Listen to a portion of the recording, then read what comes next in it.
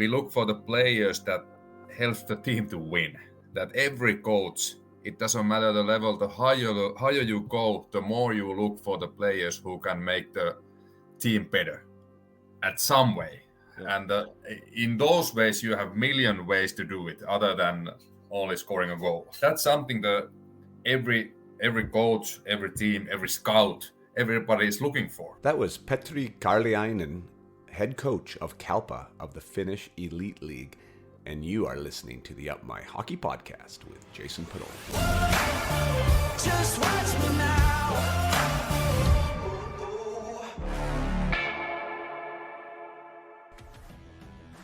Welcome to Up My Hockey with Jason Podolak, where we deconstruct the NHL journey, discuss what it takes to make it, and have a few laughs along the way.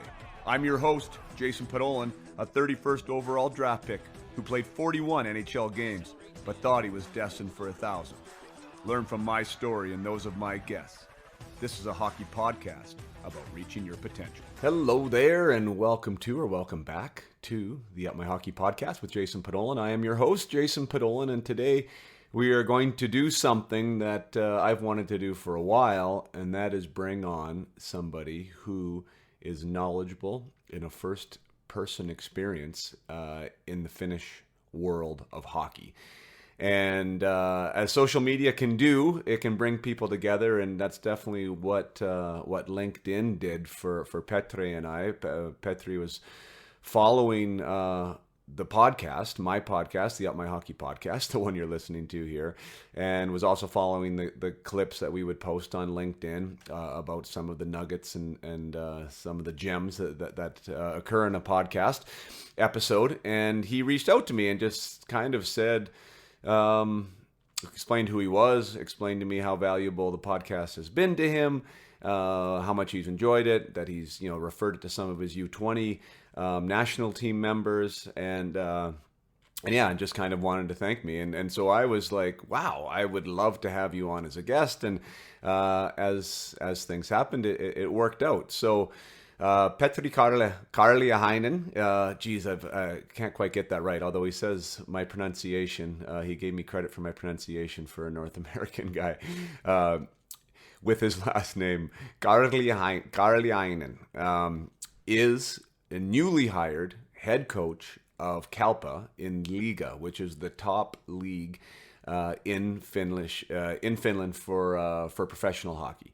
So he has one of the dream jobs, 15 jobs available in that market. He has been all over the place. He's been an assistant in Liiga before. He's also coached over in the KHL. He has been a part of the national team program at not only the U16, but also the U17 and U18 levels. He has also been a part of the U20 level, where they won a gold medal the one year. So he is well versed in international hockey and well versed in Finnish ice hockey, and very, very grateful to have him on the program today. And I think you're going to enjoy it. One of the reasons why I'm so intrigued with the Finnish product is because if you dive a little bit deeper and if you look at their country, they really have no business performing at the national level as well as they do. They have a population of 5.5 million. That's compared to Canada at, what are we now, like 40 million, the States over 250 million. They only have 66,000 players registered to play hockey. So now that is a very high percentage of their population. I think it's second in the research that I did as far as from a population base, second to Canada. But only 66,000 registered players. Canada, on the other hand, has 513,000 registered ice hockey players. And the United States has 551,000 registered players. So what is that? That's like 5x. We have 5 times the more players. Well, even more so, actually. Geez, that's almost like 9x. And the States is close to 10x. And here they are competing, at the world championship level. They won gold in 2019. They won silver in 2021. They won gold in 2022. At the U20 level, gold in 2019, bronze in 2021, silver in 2022. At the U18 level, they went on a crazy run with gold in 16, silver in 17, gold in 18, bronze in 2022. So these Finnish teams are not only competing, but they're winning. They're winning medals with a 5.5 million population for their country and 66,000 registered athletes. So how are they doing it? How are they competing? How are they producing such top talent? Is something that was really intriguing to me. So we definitely get into that towards the end of the podcast. We start getting into the Finnish development model, what they're doing. That might be a little different than Canada. Some things that we can learn from, some things that maybe we should adopt here and use and utilize, and some of the things might be surprising to you as well. And then we also talk just about hockey as in general. The aspects of coaching and how it is so interwoven into the player aspect, and how there is like a lot of comparables when it comes to coaching and making your way through the coaching ranks as it is to being a player and making your way through the ranks as a player, and about Petri's philosophies and what he feels are the big one of the big differences in today's players and how to reach them, and lots of good nuggets for players as well as usual on what coaches are looking for and how to impress a coach and how to really take your game to the next level. So lots of good stuff here today. Again, it's a model that we should be looking at. I think over here in North America, we should be embracing some of the things that they're doing over in Finland, because they seem to be doing it right. To be able to produce as many quality players as they are with such a small population is really compelling. And I think we should be curious. I always preach curiosity. I always preach enthusiasm. We can't just feel that we're doing it right just because we are Canadians or just because we are Americans and we have the handle on hockey. It actually looks to me like we're almost winning as many of the events as we do, just due to sheer numbers. If you have 500,000 registered players, you're bound to have a few float to the top, and perform well on the international level. To do it at the rate that Finland's doing with a much smaller percentage base actually playing the game, they're obviously doing some things right over there. So congrats to Finland, to the Finnish programming, and congrats to Petri for his new job there at Kalpa, and all the best to him, of course. And without further ado, I bring you my conversation with Petri Karjalainen. I'm super excited to have Petri on, because Petri you are the head coach of Kalpa in Finland. And I've been so interested in the Finnish development model and in Finland hockey, Finnish hockey in general. So I'm pumped to have you here, but I just want to officially welcome you to the podcast, Petri Karjalainen. That's perfect. Yeah, thank you very much. It's a privilege and it's an honor to be here. It's always exciting to change some ideas and talk about hockey that it's interest for both of us and probably also the people who are listening. Yeah, I hope so. That's kind of the plan. I've especially with what I'm doing now, right, which is essentially developing hockey players, right, like to allow them to do whatever it is they want to do with the sport, whether that be a college or a junior team or an NHL team or a pro contract somewhere, and everyone has their own idea of what that looks like, right, that development model. But it's pretty exciting to watch a country like Finland with 5,000 to 6,000 people. I'm not even sure. 5 to 6 million people. Sorry, you're not that small. But to do what it does on the world stage. So that's really where I want to sort of talk with you about. Eventually, I want to get there, but I want to talk with you first, just more about celebrating you, because what an awesome honor. You've just been named head coach of Kalpa, and this is your first shot in the head coaching position in the top league in Finland, correct? Yeah, it's for me it has been a long road. Like, I have started coaching when I was 16, when I quit playing, and I have been on that road. And like I said, it's of course, you always, when you are younger, you have goals that I want to be at some point in somewhere. But in time of you start to learning that there's no time schedule. You can't put timing on something, and it eventually it happens when it happens. And probably it's good that it's going that way. And it's a long road, but still, it's of course first in a top league head coaching position for me, but always have to remind myself also that hockey is still the same, coaching is still the same, environment changes a little bit, publicity comes a little bit more, you have more supporting stuff, which is basically for me it's the biggest difference, that you have so many professionals next to you doing the work with you to make the team better and eventually win some hockey games, hopefully.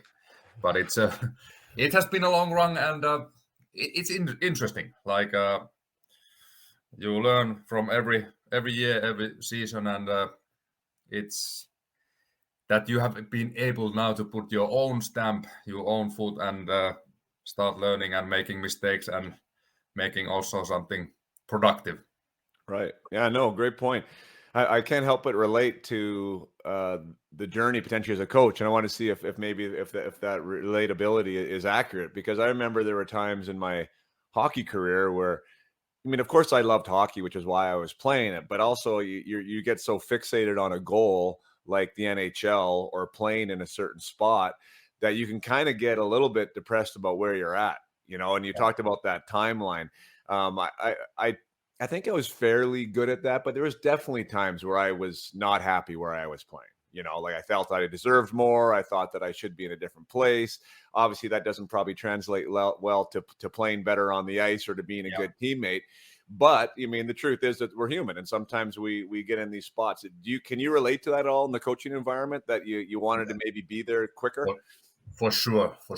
I have been very lucky. I have to admit that basically I don't have any playing background, which always helps if you have it, because if nothing else, the connections, and you easily know the people much better that way. But I have been lucky. For me, it was pretty quick that I wanna get I wanna be professional coach at some point. In that time in Finland, basically you have to be in the highest league to be able to be a professional coach. So for me, it was a long time that I wanna get out of Finland. I wanna have experiences outside of Finland, and so I just want to stop you for one second, just so I understand. So you're saying to be a coach in Finland, you would have had to played at the highest league. Is that what you're saying? No, but it helps. Definitely helps. Yeah. And that's where you're talking about the networking and knowing people and everything else. The route is a little bit longer if you don't have a playing background. And I was lucky. I was a couple summers in close to you in Penticton in hockey school, and I made the connections over there with the Swiss agent at that time, and he was able to help me to get to Switzerland at some point. I was 3 years in Davos. Awesome time for me, and since then I have been in the professional hockey, being able to be in a national team in Finland, in U20 and also with the U16 until the U18, and so you just have to push a lot of buttons, and you have to also face many times the no, that you don't get a job, or you don't get to the level that you think, like you mentioned that but it when the time goes by, it gets a little bit easier, that you start to learn from the moments that you are in at the moment, and you maybe a little bit less start focusing on the future and try to focus on the moment. Right. But like you said, it's not always easy. It's not always, if you compare to something, or if you believe that I should be somewhere else. It's but nowadays it's a lucky in Finland also that we have much more professional jobs in hockey, that there are junior U20 coaches are full-time, many of the U18 coaches are full-time. You have in organizations you have different kind of jobs, so it's getting better, and I think that's also the one reason why our hockey is pretty competitive, even with the numbers we do have. Right. Yeah, for sure. The The one thing that I tell athletes now, and it's one thing that I really thought of even when I was playing to try and keep me like grounded and in the moment, was dominate where you're at. Like that's my message. Like, don't tell me you're supposed to be somewhere else unless you're absolutely crushing where you're at, and don't give me an excuse. Well, why? Oh, the players aren't good enough here, or this isn't good. I mean, you got to be able to dominate whatever level you're at, I think, if you want to move on. And in the coaching world, time and time again, it's proven that you win at a lower level, whether it be the AHL over here or the East Coast Hockey League. These guys usually get a chance, right? They get a chance somewhere else and they move up. And I think for me, that was when I really got frustrated, is when I felt that I was dominating where I was at, leading the AHL in goals at 21 or 22 and, like having a type of year and not really getting recognized. It's like, well, what else are you supposed to do? How do you help players with that now at your scenario? Because I'm sure there's players going through it, obviously, at every level, that they want to be somewhere else or potentially getting more ice time or, playing in a different league. I think it's starting to be one of the biggest things in coaching, because it doesn't matter is the player 12 or 15 or 20, or is he a professional player. Many of them, they are hurrying. They have to be fast moving forward. They are comparing themselves that this 17-year-old is already having a professional contract here in Europe, and why I don't have it. And mainly it's talking. It's about finding the players that, first of all, that they do understand that every player has a different plan. Every player has a different route. And many times you need also a little bit wind in your face, that everything doesn't happen easily. Everything doesn't happen right away. And many times, of course, if you compare coaches and players, the difference is that playing career, it's, I don't know, in 35 you are starting to be not old, but experienced player. Not many players can play until the age of 40 or something. Yeah. But in coaching, if you are 40, you are pretty young. Like I'm now for 43, and let's say that if I'm planning to do this work until I'm retired, so I have a lot of time. So you don't have to hurry. But in players' mind, there's no much other ways than to talk with the players and try to find the ways that he can understand what's his situation at the moment, what's the keys of finding those right paths, and trying to what's the daily work you have to put in and how you put in, and then maybe something happens in week or month or season or 2 seasons. And I can only imagine how much you guys have it more than we, because like I said, we don't have that kind of numbers what you have in North America. Is it in the States or in Canada? Mm-hmm. But same things we are talking here, same things we are trying to affect here with a little less numbers. Right.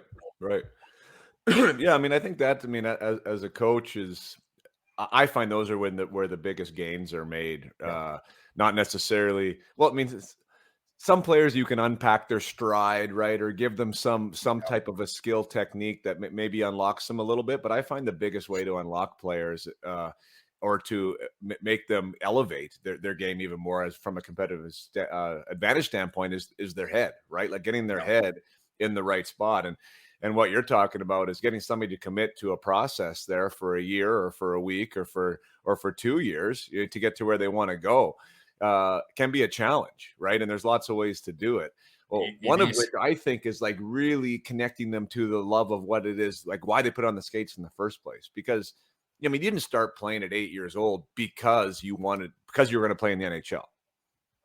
You know what I mean? Like, so like we can get in that, like, to your point, like we want everything right now. In fact, we want it yesterday sometimes, right? So like when we're worried about that, it can take our eyes off of what it is that we're actually doing, and I think a good coach that can communicate that can help players align with that, keep their energy up, keep their enthusiasm high, keep their attitude on the right track, obviously gives them a heck of a lot better chance to get to where they want to go. It is, and it's so many times it's funny that it goes away that basic stuff why you started to play the hockey. And if you watch the professional hockey, that's also the thing that it's the job, you get the living from it, probably your family also gets the living from it. It's a well-paid job in every, like a highest league. It doesn't matter, is it Europe or North America, but still it's not that dangerous if it's still funny. It's in dark days in November when you come to the arena in the morning, that it's still funny to come there. And that's something that we have to try to bring the spark as a coaches also. It's very important for the kids or younger, but it's still important with the professional guys. Yeah, sometimes more so. I think, yeah, it's the same thing. It's the same thing, and it's actually quite. It's really huge to see, for example, in NHL games or when the players are smiling, they are letting the true emotions out. That it's not always. You don't have to look like you are going to war, because you are not going to war. You are going to play the hockey game, and you are try to excel and give the best out of you as an individual or as a team, as a unit. Yeah. So, like you said, it's the most important muscle that you have the closest in the sun. So between the ears, and that's the thing where we can affect. Well, that's a great point. I mean, I think about just you mentioning the guy smiling, and one of the things that I do when I'm working with individual players is getting them to understand what I call is their peak performance state, right? Like some guys need to smile on the ice, and that's when they play their best, right? Like they need to be in this kind of loose, upbeat, energetic environment, and then that shows as a smile, right? And there are some players though that need to play with what I call like a burr up your ass. You got to play with a little bit of angerness, or a little bit of anger, and when that happens, that's when they play their best. So like I think now and maybe.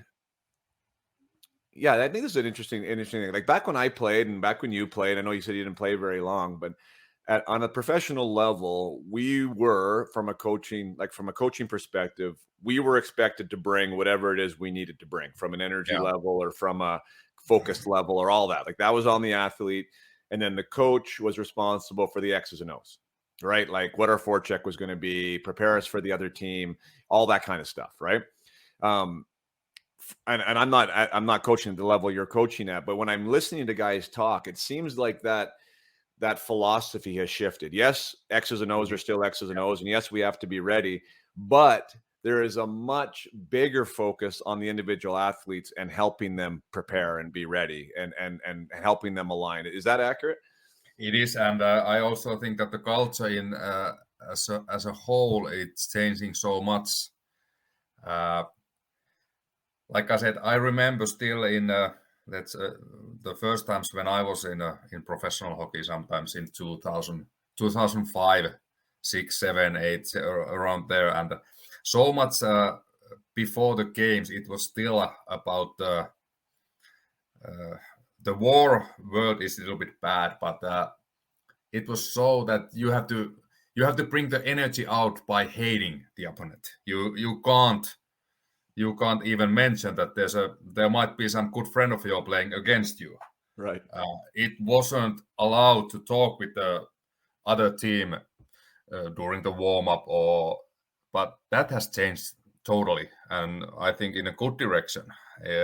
It's still we are playing against each other, and you don't have to like them if you do, but they are not enemy. They are our opponent, but not the enemy. And also with the younger players, there has been a huge shift, like you said, that like I coached it with the 2003 born players as a national team coach. When I started when the guys were 15, so U16 national team, and then in the Finnish system you go 3 years with the same age group until the U18 World Championship, and the the difference was unbelievable. These guys, they could be before the game, they could be singing and smiling and throwing jokes, and we were as a coaches that holy smoke that they are not ready because they were not ready to go to the battle. But when the puck dropped, they were ready, and so that then I understand it that the culture has changed a lot, and like I said, in a good direction.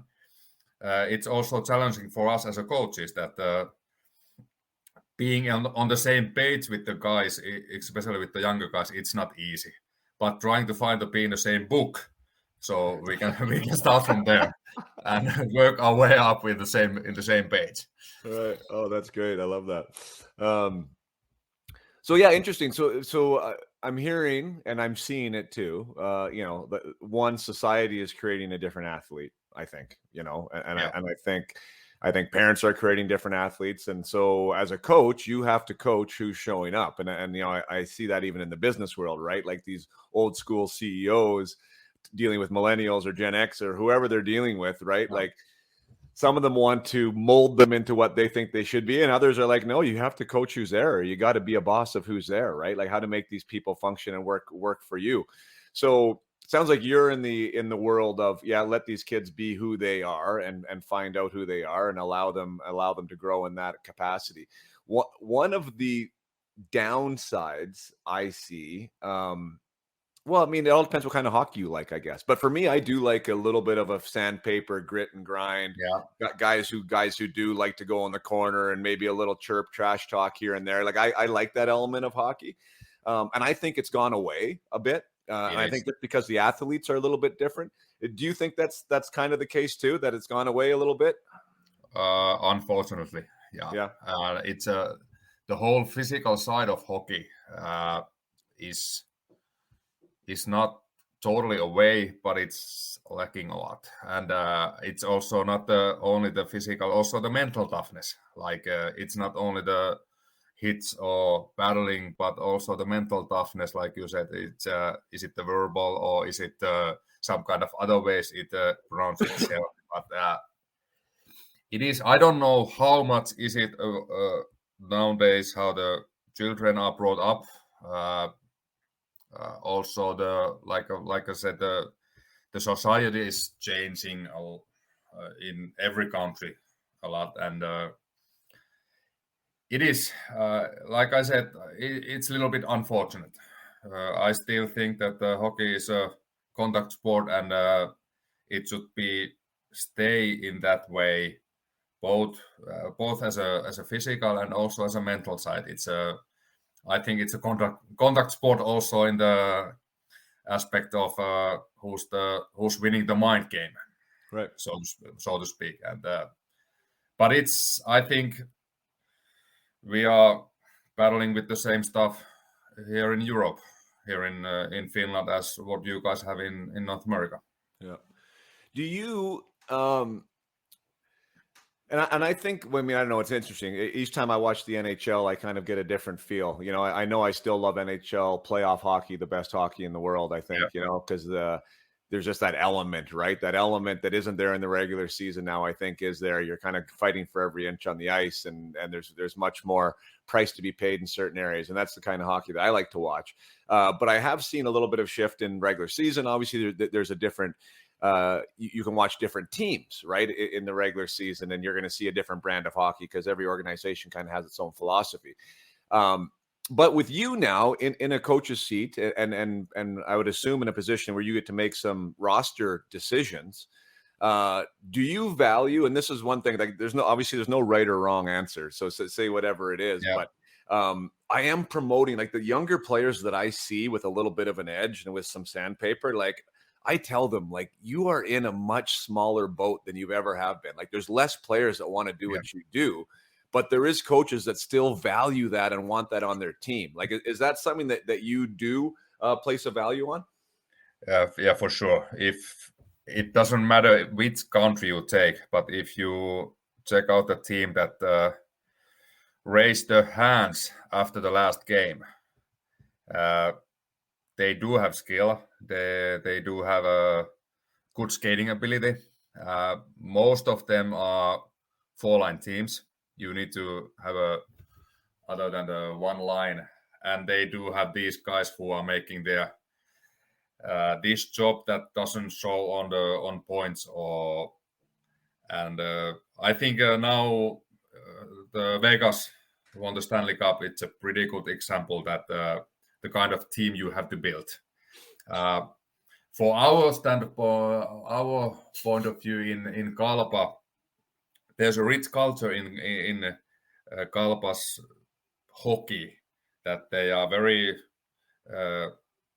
We value skating a lot, like really a lot. We have to have 25 guys who can skate, and that's basically the foundation of our games. How we think we all the time we want to have 5 players that are attacking.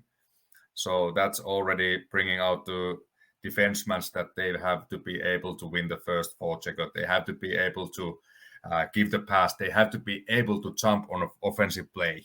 And we are expecting the defensemen to join the rush, making the offensive play. And also the defensive side of the game, we want to be pretty much in your face all the time. That of course there comes to situations that you have to a little bit take back and protect the middle, but in a big picture that we want to have a team that is pressuring, we want to steal the pucks in the offensive zone or in the neutral zone, or we want to make the other team making the mistakes, putting on their toes, and basically, like you called in tennis, the forced errors. we wanna create those, and but yes, we need all sorts of players, and but it has to be nowadays that even that 4th line guy who has to be able to bring also something else to the board than making the hit. He has to be able to play with the puck. He has to be able to keep the puck, make the offensive plays. And I think nowadays it's more asked from the player. You have to be more mobile as a player. You have to bring more elements to the game. And the more elements you can bring, probably the easier is to take the next step and basically move to better role. Yeah. Yeah, well, for sure. And I think that's where as a young player, and sometimes the pros have a hard time with it too, is really understanding like that recipe or that structure of building a team. Yeah. You know, like in the most fundamental aspect of like not everyone can work the top on the blue line of the power play. Yeah. I mean, just something for you. So you could have like 6 mobile defensemen, right, that can move and handle the puck, but only one of them gets that job. Yeah. And it's the same thing that you have to value those stuff and you have to be able to show the players also the importance what you have in a role. Let's say if we put it in a bottom 6 forward, that we have to be able to show them that he can forecheck, he can steal the pucks in the O zone, he can bring the offensive zone time with the puck, even if it doesn't score a goal right away.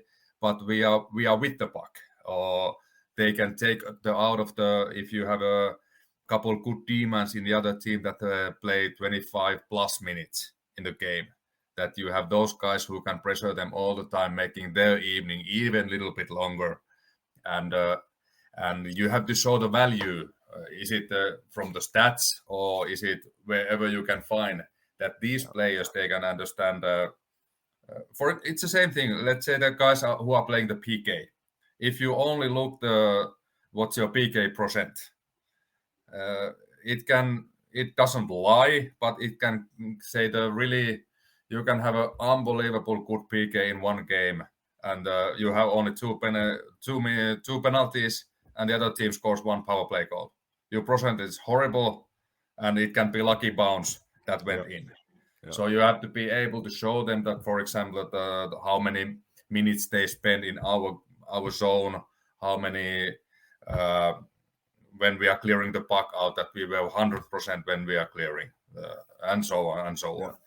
So finding also the value for these guys, these players, And I think also it doesn't have to be in a professional level. You can bring it also to the who's making the screen for the goalie when the puck goes in. Exactly. He doesn't get the point, but he's very key guy to that the goal is scored. Very So key, like so yeah, key that it wouldn't have happened, right? And like that's the thing, like that I think like at the younger levels, right, that the parents often miss, right? And that sometimes the coaches miss. And then even at the pro level, that sometimes teams miss that on the video side of things, right? Like if you don't acknowledge that, to your point, and if you don't highlight it, and if you don't celebrate it, then it gets missed, right? And then it's like, well, why am I doing it? You know, so often I've been on teams or worked with coaches where it's like, no, like show the back check, like show yeah, the back check and talk about the back check that that was the turnover. So Carlson gets the puck and goes back the other way and gets his point, right? But it wouldn't have happened without the back check. Like I think that's a great way to develop culture. It's a great way to give everybody a purpose on a team too, and to understand, you know, where their value can be. And yeah, like what you highlight will yeah, be what they recognize, right? and So I think that's awesome talking about that stuff, because it is those and little it's things, especially if yeah. you want to win hockey games, that really makes a difference. That's the thing, and like you mentioned about the when we go to the playoff hockey, the element of playoffs, the element of basically every situation, how important it is, how important every face-off is, how you are reacting from the loose puck situation. Uh, so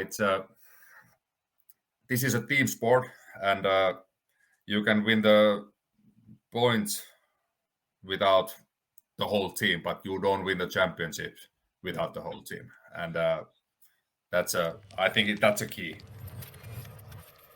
Going to take a short break of the episode from the episode with Petri to talk to you about the Peak Potential Project, which I have a guided mission launching right now. We just finished week one. Week one is all about mental agility. That is about understanding what your ideal mental state is to play your best hockey. This is before the game or before a practice even starts, to be able to engineer your emotional state using your thoughts to get you ready. And it is also about using your thoughts to dial yourself in during a practice or a game when things might not be going the way you want them to. So hence the term agility, the ability to pivot, the ability to be a quick responder to anything that may happen. We break down what the emotional states are during the week. We talk about house league thoughts and all-star thoughts, and how we can use these to program ourselves to what I call close the gap. So we don't wallow in despair or in embarrassment or in anger or frustration, and we're able to flip the switch quickly and not fall into a slump, not even fall into a run of 1 or 2 or 3 bad shifts, but be able to turn around and have your next shift be the best one yet after potentially a bad shift. Or starting the game in the ideal, the optimal performance state for you as a player. I always talk about personal recipe cards or personal operating manuals. I believe each athlete has their own personal operating manual, and a part of what the peak potential process is helping these players understand themselves better, understand their game better, so they can play their best consistently and create their personal operating manual. Throughout the peak potential process throughout the Peak Potential Hockey Project, I am always talking to them about building their self-awareness, to understand what makes them tick, what their triggers are, where there are some belief systems that are potentially holding them back, what they need to focus on and to rewire to help them realize their goals and dreams. And part of what happens in the Peak Potential Hockey Project is at the end of each week, we have a coaching call, and we get together as a group in the guided mission, and we share our what we learned, what our takeaways were, how they are applying it, some questions they might have, and we go a little bit deeper on the material. It's widely celebrated as one of the coolest parts of the program, where we all get together and have that time together. And one of the things I ask the athletes to do prior to that coaching call is to answer 3 questions. And they're simple questions, but it definitely helps them retain what they've learned. It helps them, clarify what they're learning and how they're going to do it. And the 3 questions are easy. It's what was your biggest takeaway from the week? How this is going to help you, the new information, how it's going to help you to realize your goals and dreams. And also, what actions are you going to take to make sure that this happens? And I'm just going to read one of the responses, and I think it's a pretty powerful comment, just to give you an indication of what happens here in a short period of time. This was after 5 days of some new content, some new material in mental agility. One of the athletes writes, and a female athlete, by the way, which I think is pretty cool. I love when the females are involved. She says, some of my biggest takeaways from the Mental Agility Week were definitely the primal and powerful states. When I look back on experiences I've had throughout hockey, I find that I am often in the primal state. And I realize that this is something I need to change and access powerful states more often. I have Team BC tryouts coming up next week, and I know it would really benefit me if I can step into that powerful state and stay there. Respond to situations and not react. And if I have a bad shift, move on and just focus on making my next shift the best one. I also enjoyed the gratitude lesson. I feel so grateful for so many people in my life, especially my mom and dad, who have sacrificed so much for me. And it was a good reminder to realize all of the opportunities and effort they put in to me and just be grateful to them. And not just saying it, but actually showing them how grateful I really am. So awesome. Like, that's so cool. There is a lesson, there's a gratitude day, and there's a lesson on gratitude where I have an assignment for them and get them to really connect to what it is that this hockey journey means to them and the people that are around them, and to connect to those things. Not only is it great to connect to the people that have provided you support and to the sport itself, but it's also a great skill set to develop in order to deal with nerves and anxiety and some of these things that comes up. It's really, really hard to be in a grateful state and also be anxious, or to also be frightened, or to be angry, or to be nervous. So channeling the gratitude as a skill is a great resource for some of these athletes. And it also connects them right to the people who love them and support them. And sometimes younger athletes especially can take some of these things for granted. So awesome that she was able to connect to that, and awesome that she's able to identify the difference now between a powerful and a primal state, and how to get there. And just that knowledge, having that knowledge of yourself, that this is the way that you work and that you're wired, allows these athletes to make different decisions in the moment.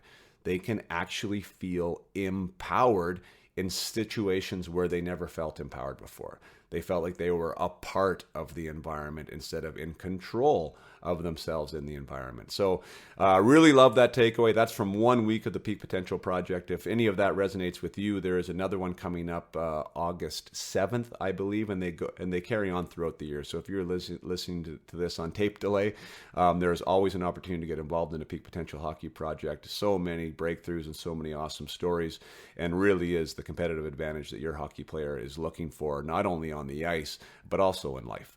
So without further talk about that, we will now get you back to the conversation with Petri. There's such an emphasis on skill development now, and skill development oftentimes means, puck and stick, going through cones, and, head down kind of stuff. And these kids, you add that, or you have that, and then you add on the fact that they, on their devices and on the TVs, it's such a highlight generation, right? Like, it's the best goals are the goals where somebody goes end to end and beats somebody through the legs and underneath the bar, and meanwhile there's 9 other players on the ice, right? But they continually watch this, and that's what they think is fantastic. I think it's taking back from the team element of the game, like being able to distribute pucks, get pucks back, keep it a team game, like the game that I like. Do you find that at the youth levels that you are having to encourage more team unity? Well, I haven't been that much in like a really young ages. I always try to find a when we talk about the skill, that we talk about the winning skill.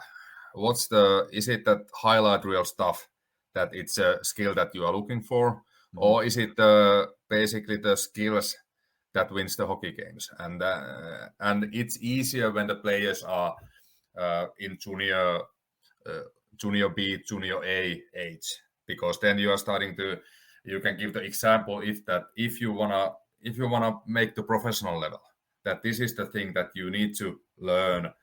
These are the skill. Find a way to, for example, as a skill in the offensives, how you keep the puck, how you protect it, how you can win that 5 seconds to your team that the new guys are coming in, and you stay in the puck, protecting, take the hit, how you make the next play. So, but when we talk about the child, then it's difficult, and I think that's very demanding for the coaches, that we can teach the skill that there's a highlight skill, and then there's a skill that can bring you a very good hockey player, and that can help the team a lot. Yeah. And but I have been trying to always talk about that winning, like a winning skill, and the older you get, it's more about the decision making. Yeah. That for example, it was great learning experience for me in the national team when I go with the same age group 3 years, and of course in Finland they are our best players, and all of them are very skilled players, all of them are very offensive players, and the learning over there to work with me, that you have to keep that ego in a game. You have to have it, but egoistic is a bad. And when you, it's a cool learning experience with the very skilled players. And of course, when we come to the UA team, when it comes to World Championship and everything, NHL draft, and of course that it raises a bar a little bit. Everybody wants to be drafted. Everybody wants to show their skills so that they are noticed. And but it's talking about the winning skill, talking about those small details in your skill set that can make you a difference maker in a game. Yeah. Yeah, I mean, it's a tough message to get through at the youth level. Like, there's been many times where I've been on a bench and, like whatever, coaching U15 or U13, right? Like this type of age group. So they are getting into puck movement and distribution, but there still is a lot of, individual type efforts, right? Yeah. And it's just the age, and that's the way it goes. And generally the better players are more able to go through people, so they choose to do that. But there was lots of times where a kid would come off with, a highlight reel goal. And I would say, hey, congratulations. It was a sweet goal. But I'm like, it was actually, you made the wrong play probably twice, like just to help them with it, right? Like to try and be like really honest with that, because the one thing that I do see as these kids progress is the longer they're able to play as individuals, the harder it is for them to actually learn the game, and at some point you can't go through the whole team. At some point, the funnel's too tight, everyone's too good. And now you're trying to figure out how to distribute, to scan the area, to take in the information, right? And anyways, and sometimes that can be a struggle for them. That's where a lot of kids drop off. So definitely I try and be honest in that. And I love the player that plays with his head up, right? And can find that play. And I guess back to your point, like those guys that are worried about ego and how they show, like I think it shows. For me, it shows way more when a kid can't make the right decision, right? Where he's always attacking, he's always turning everything into a one-on-one. Those guys scare me, even if they have great skill, right? Because everyone else on the ice has to watch them while they're doing that. And it takes everyone else out of the play. So you got to be really good, in my opinion, to like turn the game into a one-on-one, like really good. Yeah. And the thing is also with the players to understand that, of course, we look for skill players. We look for the players who can put the puck in, who can score a goal. But many times we look for the players that helps the team to win. That every coach, it doesn't matter the level, the higher you go, the more you look for the players who can make the team better. at some way. Yeah. And in those ways, you have million ways to do it other than only scoring a goal or only to have some unbelievable stick handling skill. And that's a thing that also with younger players or when they get older, that they understand this, that's something that every coach, every team, every scout, everybody is looking for. That it's not only the highlight stuff, but how we can make our team better, our locker room better, how we can build a culture, what kind of culture we want to build, and what kind of piece can you be in that circumstances. What can you bring to make the next guy next to you better? Yeah, so for sure. It's a learning curve. I doubt that during this interview we can find the solutions in everything. One of the players that I've been working with for a while, his name's Nathan Mackey. He's like the captain of the Salmon Arm Silverbacks, and I worked with him before he got there, and it's just been fun to follow his his own personal development, right? Yeah. I think he almost scored 30 this year at the BCHL level. He's committed to by Michigan State, and he's going to be a university player for sure, right? And he's a high level offensive guy at the BCHL level. But when we talk, like he scores the vast majority of his goals in front of the net, right in front of the net, and not that like he's like I would consider him. He has skill, 100%. He has skill. He has a good shot, but like scoring from distance or scoring, after you beat somebody one-on-one and drive the net, like they all count the same as what I'm saying, right? Like they all count the same. And for him to score those goals in front of the net, just outside the blue paint, whether it's a rebound or whether it's a tip, like as a hockey person watching that, I'm like, he can do that at the university level and he can do that at the NHL level. Like those are places where those goals are going to still exist. Like the way he's scoring, if he gets really great at that, can translate. Whereas some of these other guys, like they confuse offense, right, with having to be really high level one-on-one players. And everyone's trying to do that. And that's the one thing that I'm just trying to reprogram some guys on is really embrace who you are and understand how you can be effective offensively. You were talking about puck protection and stuff, right? Like that's way different than trying to put it through somebody's legs, right? Exactly. That's holding it till someone comes to you. That's making the defenseman uncomfortable. That's allowing your teammates to get into the play, right? That's a very, very high level skill set to be able to do that. But sometimes players don't connect the dots on that. It's not flashy enough, right? So yes, we definitely won't solve it right now. But I think the more we can talk and maybe the more parents can hear about that side of the game, right? Like it can translate into maybe some practice habits that go a little different down the road and maybe help these players, move on, which is what I try and help these guys with. It was a first time, for example, when we were as a national team, it was U17 year. We had that hockey challenge tournament in Canada. Our year we have it in Swift Current and Medicine Hat was the other place. And for example, our forwards, we knew it that the ice surface is way smaller. Basically, you don't have a corners at all over there. And like our wingers were talk about that over there, you have to be close to the boards basically 25 times in a game. You play in our blue line that how you win the puck, how you win the zone, how you protect it, how you take it, how can you take the puck, protect it, and get your feet moving or pass it to our player. And they said that nobody has this skill to them in back home. And again, they are our best players. And so that was so eye-opening to players. That what kind of skill, for example, over there you need. The ice, it's so different. The game is so different that you have to learn, you have to focus how it bounces, how you read it, what you have to read before. And also from this that you have to learn from the experience as a player that, hey, this is something that I need to work on. This is something. And of course, in this comes the when you have coaches who have played. I can't teach to play. I have never played as a winger in a defensive zone, never ever. But then you need to have a coaches, or you can talk with the players who are playing there. That how you teach them, what you have to learn, etc. How to go forward from there. Yeah, that's a great point. Like some of those smaller detail points of the game, right? Like a lot of the NHL is along the boards, right? It's all small area board play. How do you get the puck off the boards? How do you know where people are? How do you protect yourself and the puck at the same time? It happens so fast, right? There's a lot happening there. And for sure, you can kind of talk to your blue in the face, but with the guys like that, I think one of the hardest jobs in hockey, period, is being a winger in your own end on the half wall.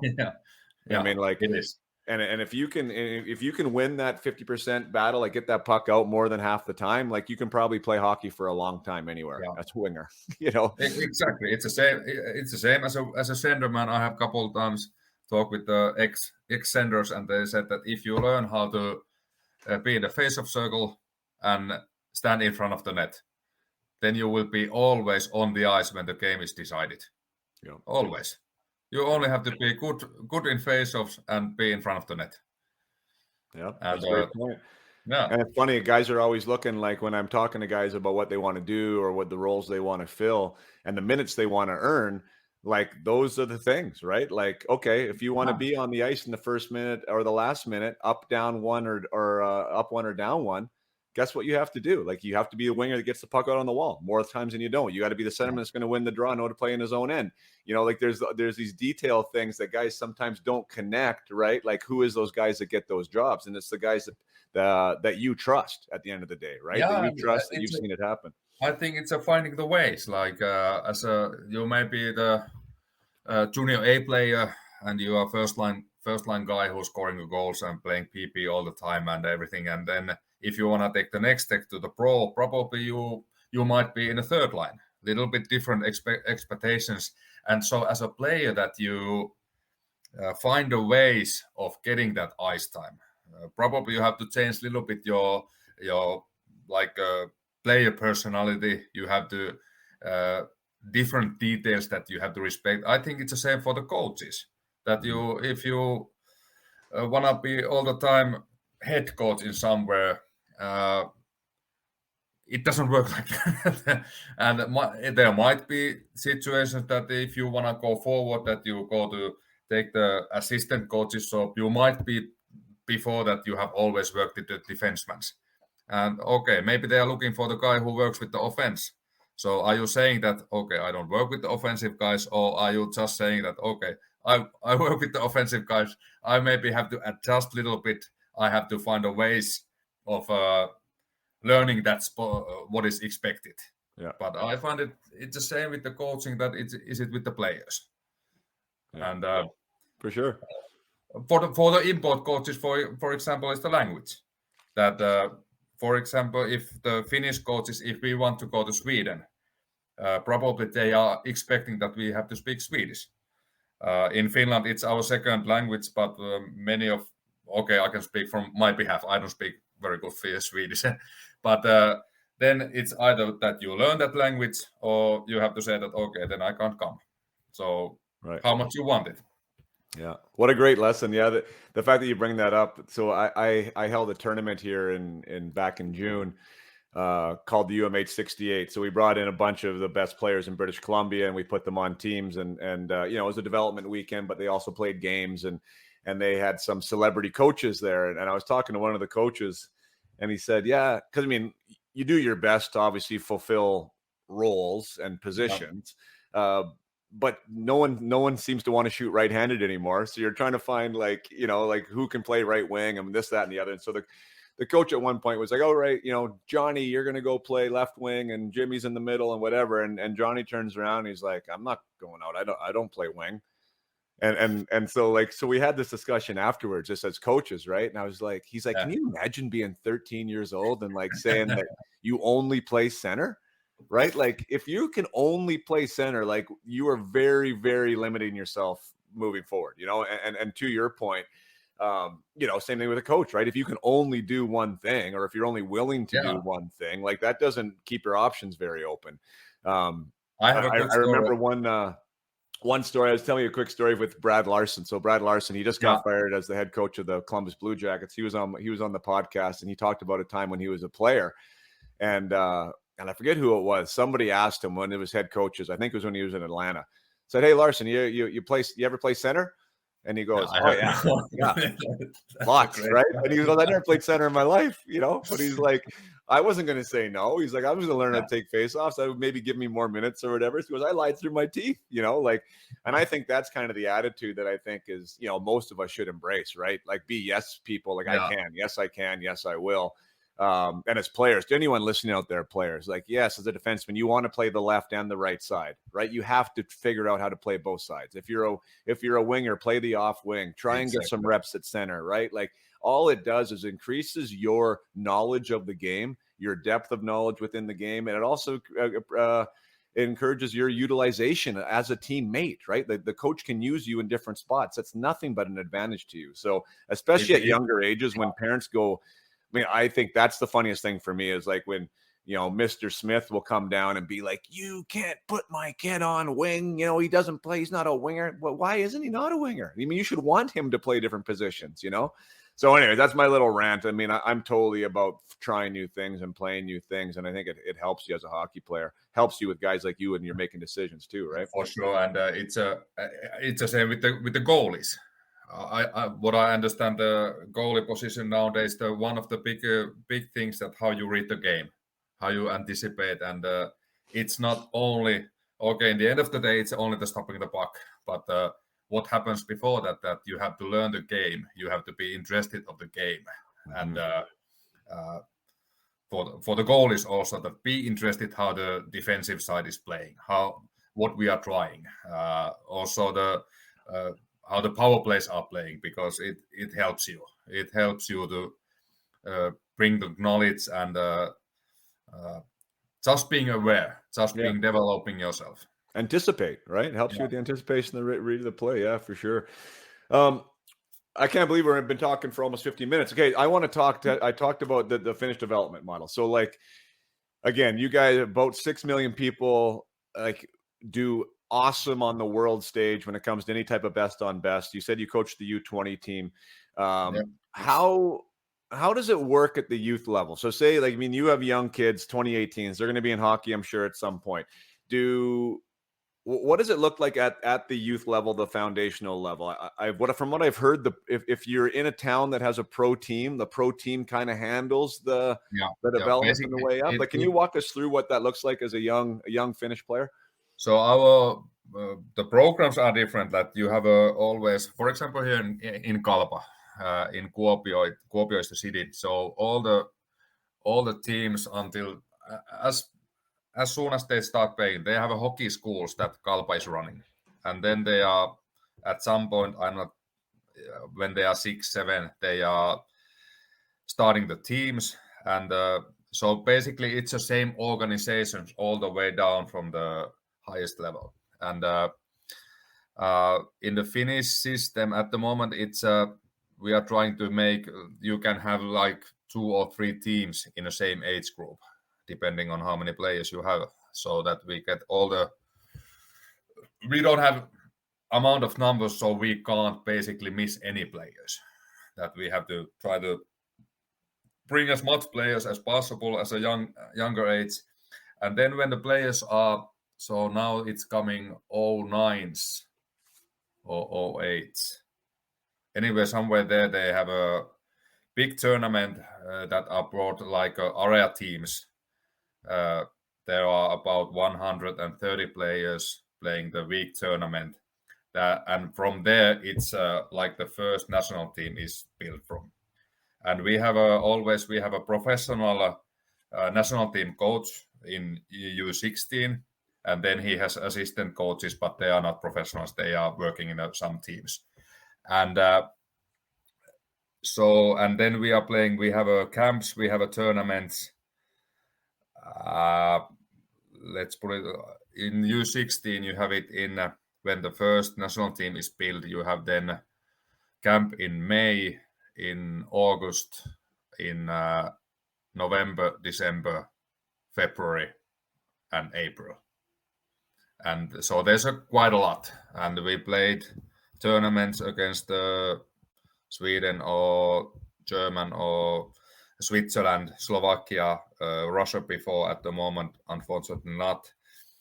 And during the year, for example, in my year in U16, we had I think over 60 players that were on our camps. We had almost 50 players that played at least one national team game, and then when you go higher, of course, it little stretches up that you don't have that amount of players maybe anymore coming to the camps, and so I think the professional coach who is always working in the national team is doing a lot of cooperation with the teams. He's visiting the teams, visiting the organizations, talking with the coaches. And when we have, let's say that if I'm U16 coach, I talk with the U16 coaches around Finland. And when we have the U18 coach is doing the same thing. Our U20 coach is doing the same thing. Yeah. So there's a lot of course, our country is quite small if compared to, for example, in Canada. We can do this. There comes a lot of driving kilometers, but still we can do it. And so when you go that 3-year run, you know the age group really well, you know the players really well, and it's very cool 3 years also for the coaches, because you start with the guys when they are 15 years old and you finish them when they are 18. Yeah, that's a great age group. Yeah, to see that they grow, and so I think that's the thing that keeps our hockey competitive, that we can always after each tournament we give the feedback for the player, we go to his team, talk with the player, with the coach, give the video feedback on what he should focus on, how we should do it, make some planning or just talking. But cooperation with the association, with the national team, with the teams are really good in Finland, like really, really good.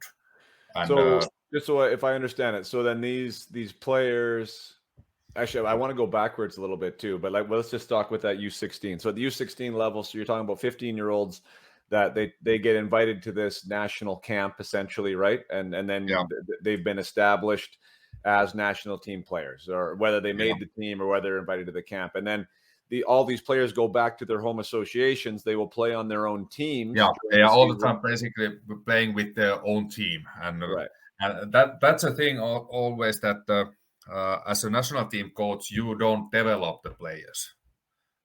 You are thinking way higher yourself if you are thinking that you create these players. No, they are created in their teams. Right. So our way is to work with the coaches who are helping the players to develop. Right. And that's and in there you learn to know the coaches very well. You learn to find the ways of helping we have for example, we have a good situation. One coach might have said about the player that, hey, I can't get connection with him, that you talk with him. Or I have been talking with the coach who said that, hey, at the moment this guy is not in a daily work, he's not doing good, he's not doing the way he should do, so please don't take him to the next national team tournament. And then I have been explaining to players that, hey, now you have to put your best effort in a daily work, and when you do that, then we can again invite you back to the next tournament. Right. But now you have to focus on that daily work in your own team. And so there's a very good ways to affect on players when we are doing this cooperation together. Yeah, and so let's say that Finland wins like we have been able to win a couple world championships in U20 in the last 10 years. And always, if you ask any of those coaches who have been coaching there, basically all the positive words are going to team coaches, because those are the guys who are making the players. That must be is it a huge thing that Finnish hockey celebrates, like winning the world championship at the U20 level? That's huge. Yeah, for sure. It is huge. I have been luxurious to be part of one of those, and it is huge. And for example, always if we are, is it U18 or U20 or girls or women's, or if you are in top 4, I think it's always it's a good. That's and then fantastic. it comes, then it's a bounce here, bounce there, that actually finally decide the game. But if you are top 4, it's always a good tournament. Yeah, that's crazy. The so at these different breaks, you mentioned like a lot of different months there where the league would break or whatever, and you'd bring these kids together, right? And you'd have a camp or a tournament. What happens to the players that are left? Does like the whole league kind of break, like all the different leagues, or do they continue on playing and doing their games and practicing? They are basically we have a national team break in November, December, and February. And then August camp and April camp are basically outside of the season, and it's always 1 week break. So you have that 1 week time for the tournament. Okay, the U17, the hockey challenge is a little bit longer. So the players who are over there, they are missing a couple of games from their home team. But okay, so the home team then, other than that tournament, the home team does break while there's a national team break? Yeah. Okay, so those kids don't play hockey. All kind of the top players go to the national team, they do their thing, and then they come back and everything starts up again. Yeah. Gotcha. Right.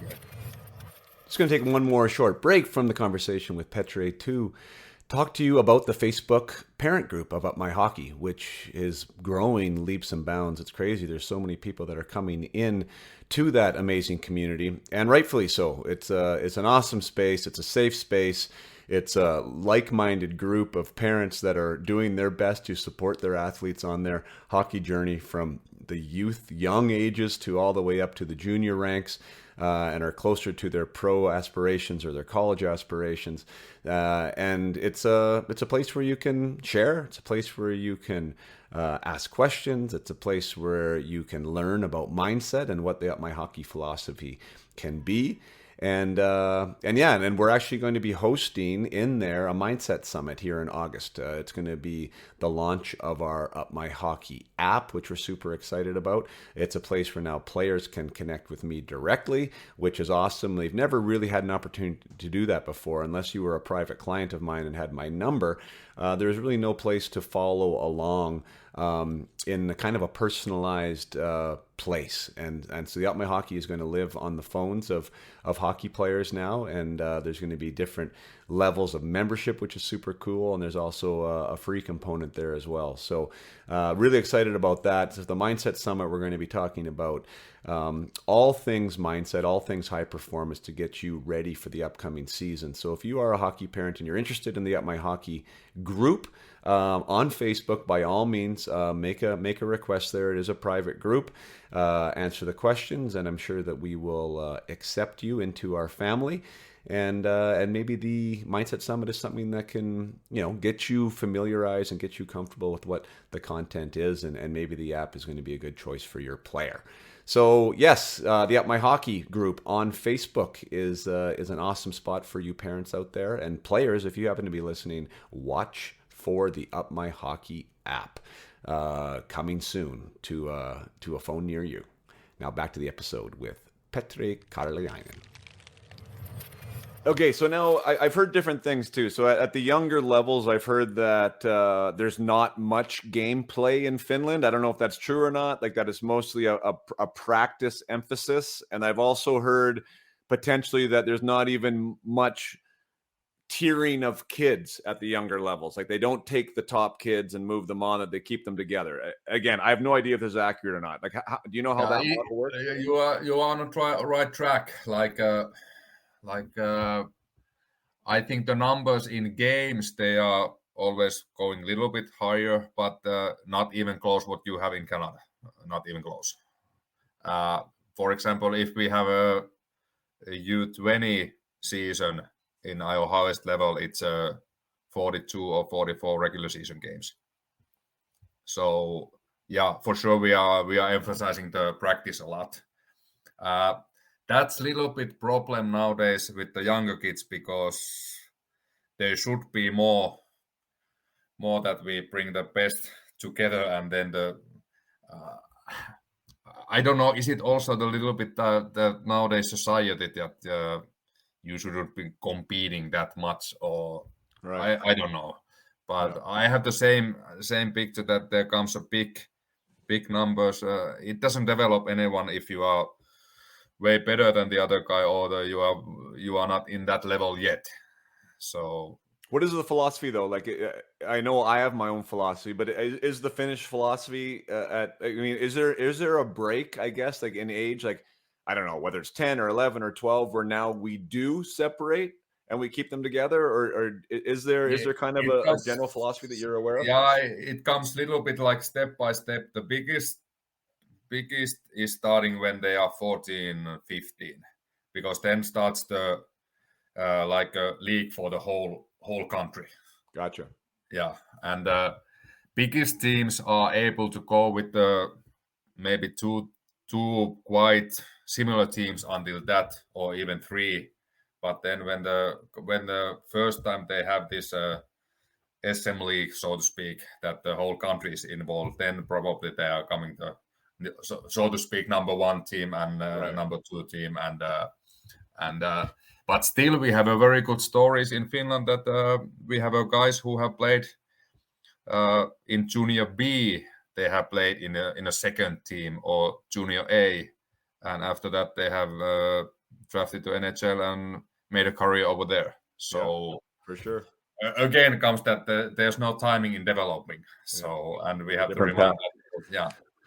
So okay, so then up until that point in minor hockey, if you're an association that has enough players, they'll try and have like a balanced teams, and with are we talking about the competitive kind of travel teams, and then there's also a house, we call it house here in Canada, where the kids just kind of, it's more just for fun, maybe one practice a week, they play some games, or is everybody a part of the same system? Basically everybody part of the same system, but then when it comes, when they are 14, 15, 16, then comes maybe a little bit more diversity, that you have guys who are want to go to top, and then there are maybe teams that are just so to speak having fun, or gotcha. There comes a more different over then. Yes, because that happens way quicker here, like you know, U11 here, so we're 9 and 10-year-olds. Like there's people, like that's where it maybe would probably sound crazy to you. Like there's people that will leave their home association because the competitive program there isn't good enough, and then they'll like travel to go find a better competitive program, you know. That's the thing, that we have to keep the numbers. That if we are doing too dramatic, too drastic these changes, we find out that at some point that we don't have players. Like we have, I don't know what's exactly 5 million, 5.5 million people in the whole country, and ice hockey is way too expensive sport at the moment, and to keep these guys in hockey, guys or girls in hockey, is a very, very valuable thing, and it has to be that way if we want to stay competitive. If we that we don't have that luxury that we can only work with the top guys. We have to bring the older guys with us. When it comes to the fees there, how does that work? Is it just mom and dad that pay it all the time, or is there some type of support from national, like from the government, or is it explain how that happens? Most of it is mom and dad. Most of it is mom and dad. And then when the players are getting older, let's say in that 15, 16 and older from there, these top players are getting help from the professional teams. That if we are looking that we have this very skilled 16-year-old who is maybe in top 20 players in the country, then probably he gets some kind of assistance or sticks or skates, and probably the same thing what it's all over the world, that the ice is expensive, and of course traveling is expensive. That's the thing. What's the problem also here in Finland, that our sport is expensive, and probably some of the players that could be good players are left out of because of that. Just because of that. Yeah, I hope not many, but for sure there are some. Yeah. When it comes to the coaches, it's another thing that I've heard that when it's working well, or there's generally I guess the strategy or whatever, that it's not, well, I'll contrast with what happens here. Generally here in a minor hockey association, you will have a dad, like even given me, like let's say me, I have hockey experience. I want to be a coach. I want to coach my own kid. I will coach, but I'll coach my kid throughout the levels and then I'm gone.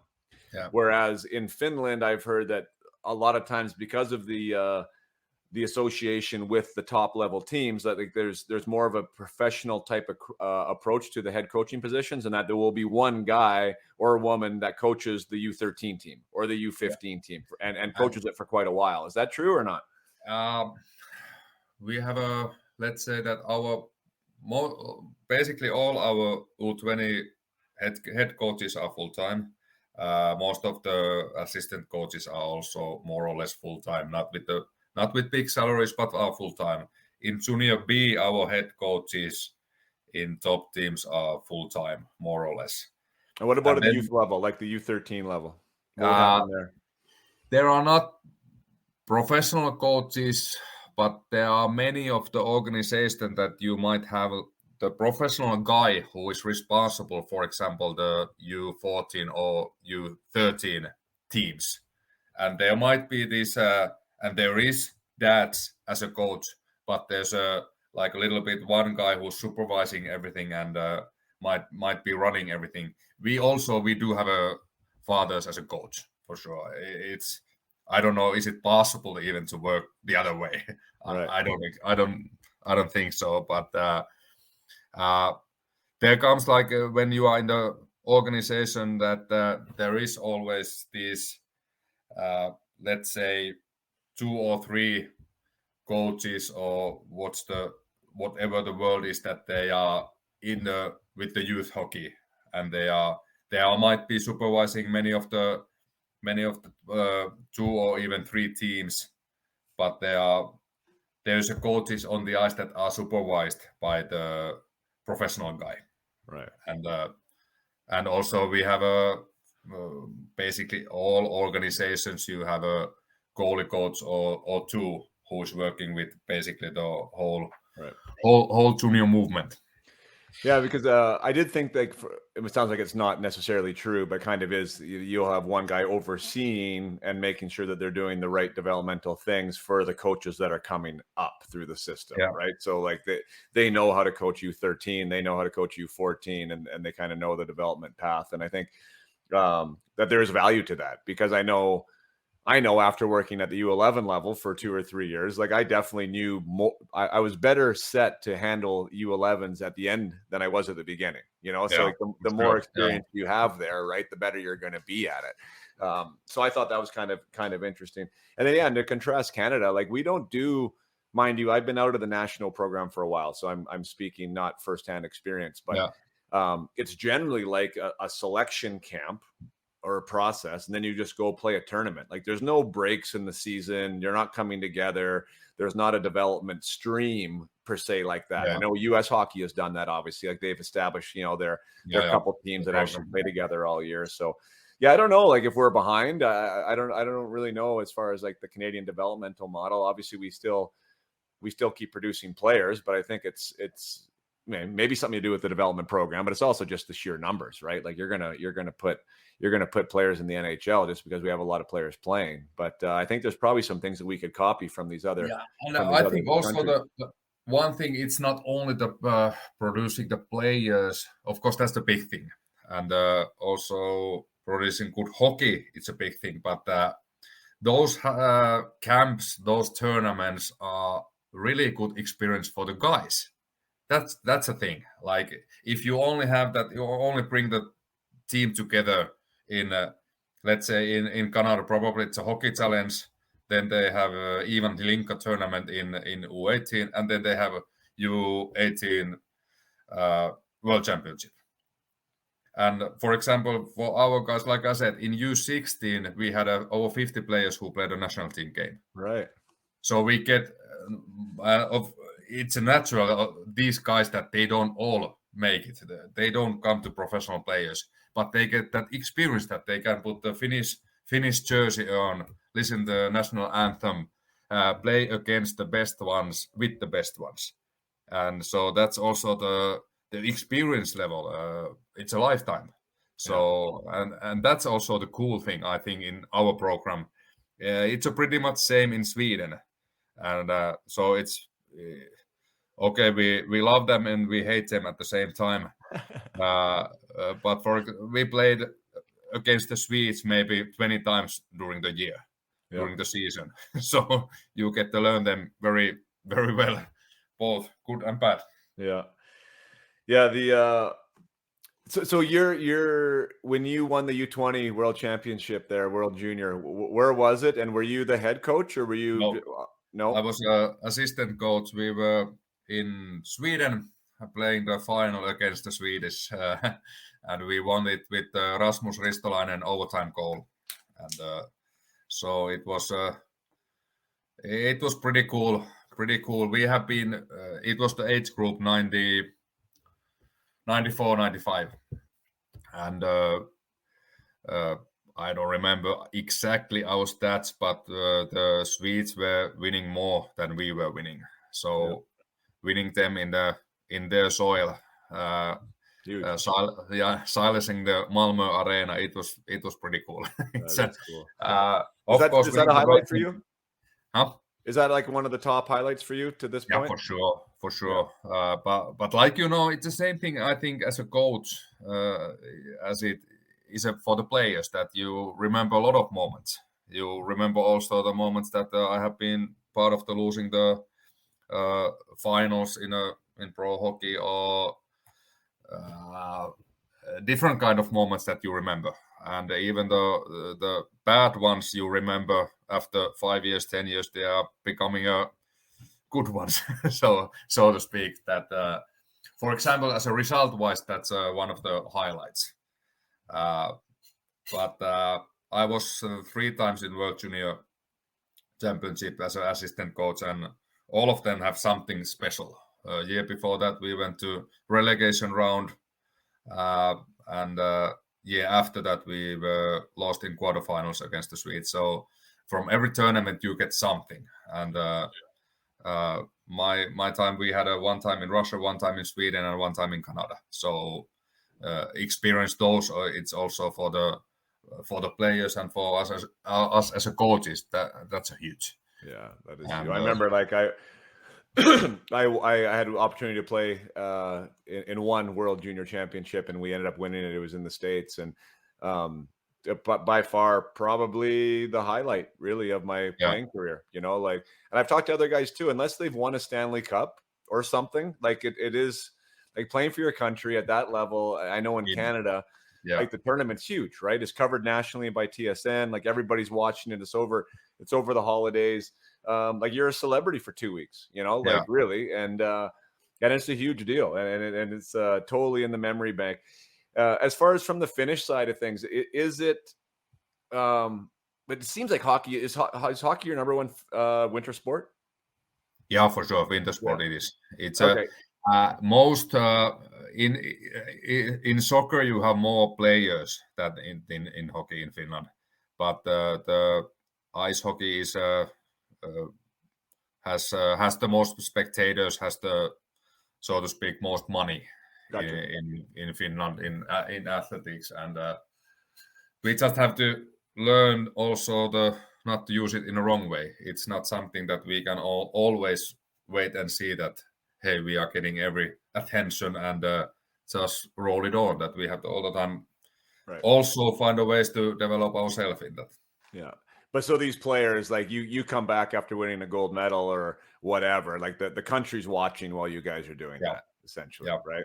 Sure. And now it's starting to be really, like a couple of years after that, they won the U20 in Finland, in Helsinki, when Petri Karjalainen and Sebastian Aho and these guys were playing. And that was like huge. Like it was a home win, and basically after that, our U20 and also nowadays U18 teams are very followed, especially the World Championship. That it's pretty cool also for the U18 players that it's their first time that actually is in the media.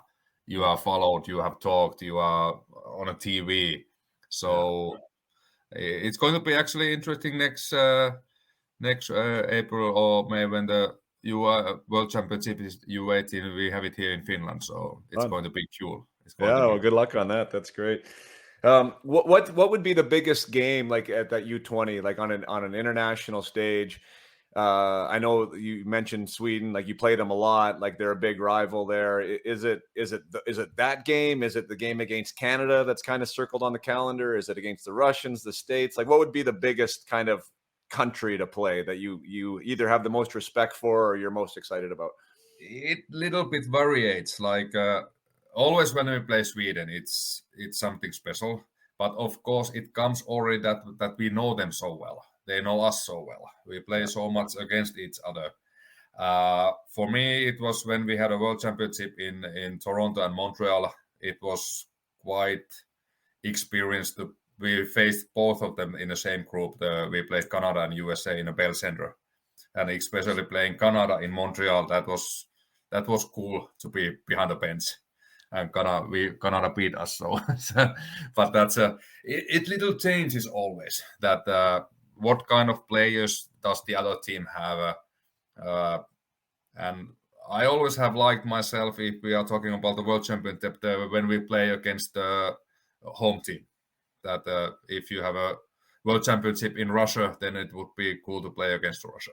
And there's always a little bit something extra. And like I mentioned it earlier, that we have it was U17, not the World Championship, anything, but the Hockey Challenge tournament. That's the first crack for the players to play in Canada against their team. Canada is there with the 3 teams, and we are always playing in a very small cities, and that's always it was. I have only been there once, and that was a really cool experience. That it's you are basically in a background of original Canadian hockey, so it was cool. That is awesome. Well, thanks so much, Petri, for being with us and chatting Finnish hockey, and had a chance to celebrate you and your success, and I mean, hopefully success this season. And I know success is different things, right? I don't know what we didn't really have a chance to talk about your team and what the expectations are, but I wish you luck with whatever they are, and have an opportunity to chat about Finnish hockey in general. Like I said at the beginning, man, like you guys really should be celebrated and modeled, like because to do what you do with the few numbers of players that you have, you're obviously doing something right there, and I think it's a part of the coaches that are part of that too. So congratulations on your own involvement in that, and I look forward to following Kalpa this year, and I'm sure that we'll be in touch in the future. For sure, and it's also I think Finland is good on also taking notes from the other countries. That we are proud of what we are doing, but what happens in States, what happens in the games in Canada. Of course, we are looking a lot at what Swedes are doing. We can take maybe a little bit something best out of there and bring it to our game. And of course, it always have to be involved in our personality, our hockey country, our set of mind. But there's always something you can learn from the enemies, so to speak. Also, it is. Yeah, you're right. And I mean, that's a great lesson too for hockey players, to always be looking, what is somebody else doing? What can I take from their game, or what can I take from their practice habits? And I think that's kind of been the message of this entire discussion, with the parallels between coaching and players, and also between countries and countries, right? Like be coachable, be curious, ask questions, and be willing to try different things. So awesome, man. I really appreciate you spending time here today. We'll cut it off, but I will be following Kalpa this year, and maybe we'll have you back on again at the halfway point to see where you're at. That will be great. But it was a pleasure to talk about hockey and change the ideas a little bit. Thank you, Petri. Thank you. Thank you for sticking around to the end. What a fantastic interview, Petri. Thank you if you are listening. I really appreciate you and all that you do. And I wish you nothing but the ultimate success this year. Wouldn't that be fantastic if you took a Kalpa to a league championship?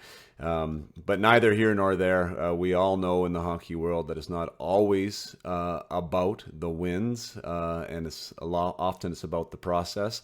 And I know that you are going to do the right things there by your players and enjoy that coaching staff and that support that you have around yourself. I think that Petri was able to provide a really great insight into Finnish hockey, what it means to be a Finnish player, the direction that their program is going, and it really sounds to me like they're a little more relaxed about their hockey, even though it is their national pastime, or at least their national winter sport, at the younger levels, that they try and keep everyone as involved as possible.